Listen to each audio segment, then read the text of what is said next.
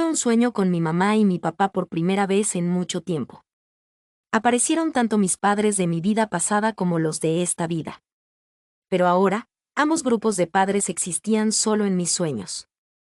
Recordaba demasiado bien el día en que murieron los Sinclairs, mis padres actuales. Fue el día en que hice el berrinche más grande de mi vida. Compren un título de una vez. Quiero ser una noble. Una noble de verdad. Cherry, aunque compráramos un título, eso no nos haría nobles de verdad. Mi padre había intentado calmarme.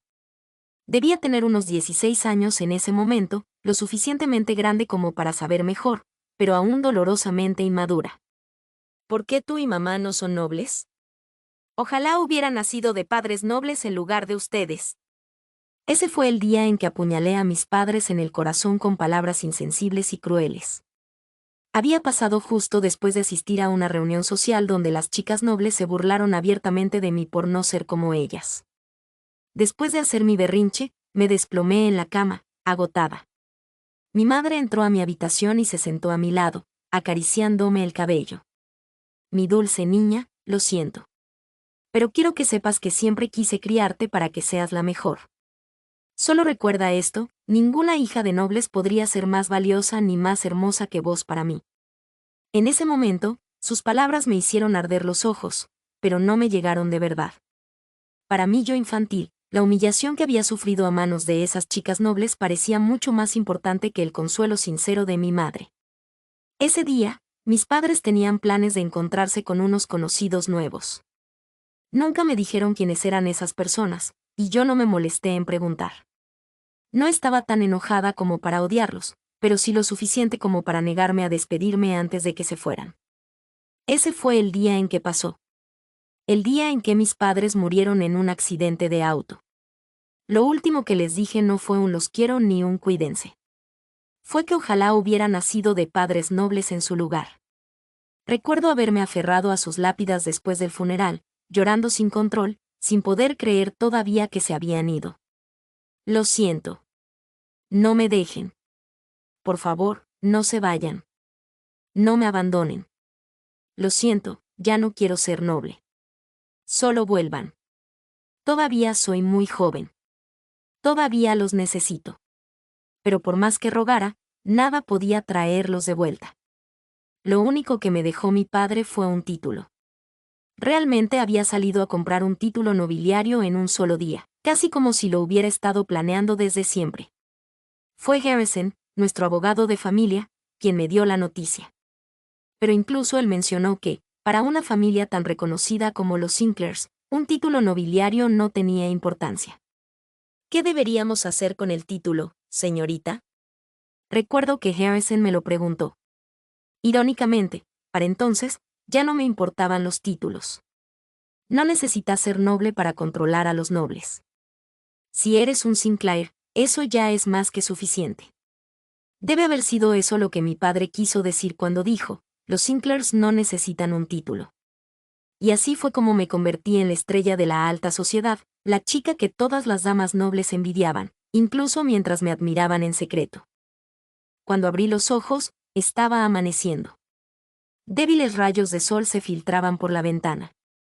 Me quedé ahí, mirando sin pensar el dosel sobre mi cama, parpadeando mientras intentaba entender la situación. Recordaba claramente haber hablado con Knox en el tejado. Knox extendiendo su mano, diciéndome que bajara. Yo tomando su mano, y luego, nada. ¿Me había desmayado?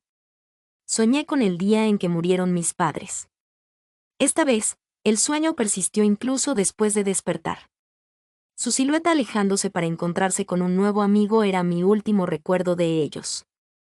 Las últimas palabras que les dije fueron como clavos en el corazón. Me arrepentía más que de nada.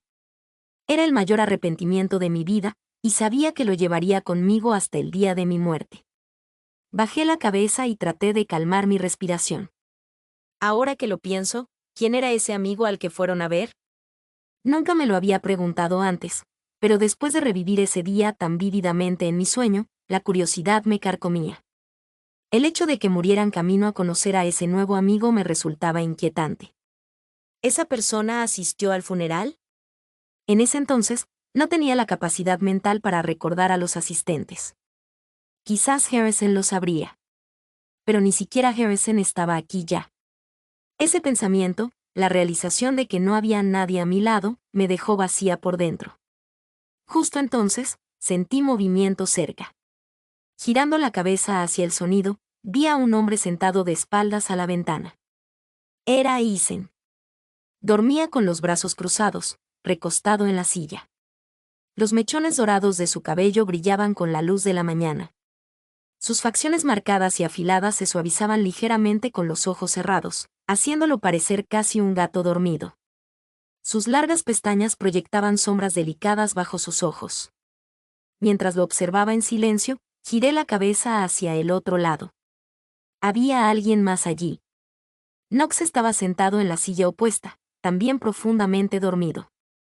Sostenía una toalla húmeda en una mano, y en la mesita a su lado había un cuenco con agua.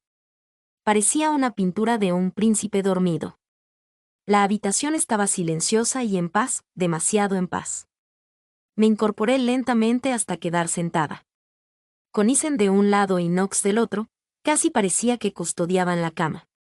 La idea me hizo imaginar a dos perros guardianes fieles, y no pude evitar soltar una suave risa. Isen fue el primero en moverse. Al oír mi risa, abrió los ojos lentamente. MMM. Frunció el ceño y dejó escapar un gemido bajo. Se llevó los dedos a las sienes y luego me miró. Tu fiebre. Sin esperar respuesta, estiró el brazo y apoyó suavemente el dorso de los dedos en mi frente. Dudaba que pudiera notar algo con un contacto tan breve, pero al parecer, sí pudo. Ya se fue. Murmuró esas palabras con un suspiro de alivio.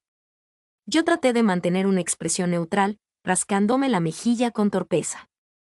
¿Qué hacen aquí ustedes dos? Es por ti, Cherry. Tu fiebre era grave. Isen volvió a frotarse las sienes antes de estirar los brazos. En ese momento, Knox también se despertó. Ah. Me quedé dormido sin querer. Knox lucía agotado. Se masajeó la nuca y sonrió cuando cruzamos miradas. Solo pensaba comprobar tu temperatura e irme, pero terminé quedándome. Dejó la toalla a un lado y empezó a examinarme de nuevo.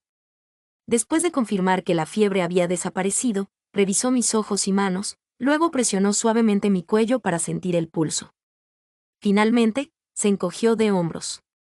Parece que estás bien ahora. ¿Cuánto tiempo estuve inconsciente? Dirigí la pregunta a Knox, pero fue Isen quien respondió. 1 día y medio, más o menos. Me alcanzó un vaso de agua de la mesita. Tras beber un poco en silencio, empecé a salir de la cama. Pero tanto Isen como Knox se interpusieron de inmediato. Vuelve a acostarte. Necesitas descansar. Te desmayaste por agotamiento. Exacto. Tómatelo con calma hoy, Cherry. En serio. Eres pésima cuidándote. Isen incluso chasqueó la lengua con desaprobación. Pillada desprevenida por su regaño a dos voces, parpadeé un par de veces antes de soltar, sin pensar, es como si de repente hubiese ganado 2 mamás mientras dormía. Por supuesto, ese comentario solo me valió una tanda aún más larga de regaños de ambos. Sorprendentemente, sin embargo, no me molestó tanto como pensé que lo haría. Fue extraño. En algún lado del pueblo, alguien se asomó por las cortinas de la ventana del segundo piso de un edificio. Todavía había monstruos merodeando por las calles del pueblo de Brunel. Deberíamos haber salido antes a pedir ayuda. ¿Y traer a los monstruos hasta aquí? ¿Eso es lo que quieres? Pero lo viste, ¿no? La dama de la casa abandonada salió y trajo de vuelta al médico. Exactamente. Lo que significa que nosotros también deberíamos haber corrido el riesgo y enviado una señal de auxilio. Míranos ahora, completamente aislados. ¿Viste las luces en la casa abandonada de la colina? Ellos escaparon con vida de este infierno. ¿Quién es esa mujer siquiera? ¿Cómo puede alguien ser tan fuerte? ¿No leyeron los diarios?